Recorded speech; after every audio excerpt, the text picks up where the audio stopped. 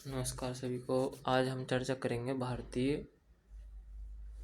संस्कृति के बारे में या भारतीय रहन सहन के बारे में। जो भारत का रहन सहन था वो था प्रकृति से जुड़ा हुआ।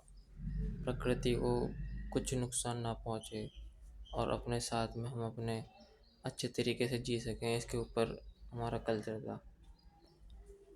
तो वो गांव से पूरा हम करते थे, गांव में ही जीते थे, गांव से ही हमारा रोजगार था, सब कुछ गांव में था। प्रकृति को सब चीज़ बैलेंस थी और अभी भी गांव में है। तो शहर में क्या है भाई, शहर में पूरी तरीके से प्रकृति को हनन किया जा रहा है हर तरीके से।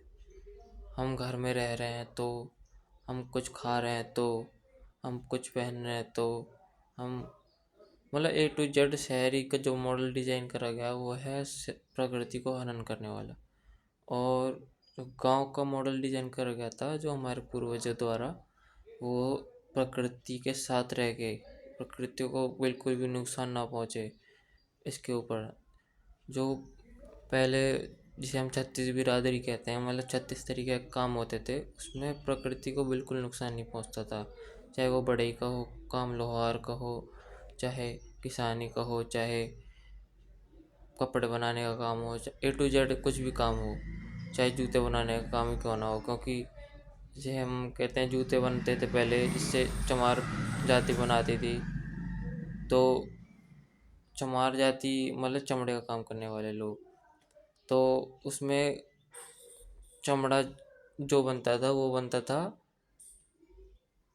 जो कोई भैंस मर गई उससे, मतलब उसकी हिंसा ना हो, वो अपने आप मर गई, उससे चमड़े का बनता था। या कोई भी चमड़े का वस्तु मरे हुए जानवर से बनती थी।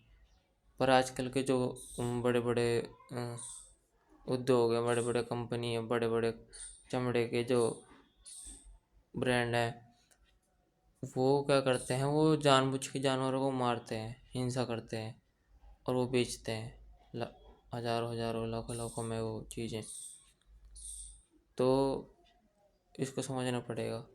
गांव का मॉडल हमारे पूर्वज जैसे ही नहीं बना के गए थे, वो बहुत वैज्ञानिक था, बहुत समझदारी के साथ बना के गए थे। और असली में हम सुखी तभी जी पाएंगे सुखी से, जब हम प्रकृति को साथ लेके चलेंगे। शहर में कोई सुखी नहीं रह सकता, प्रकृति के साथ रह के आदमी शांति महसूस करता है।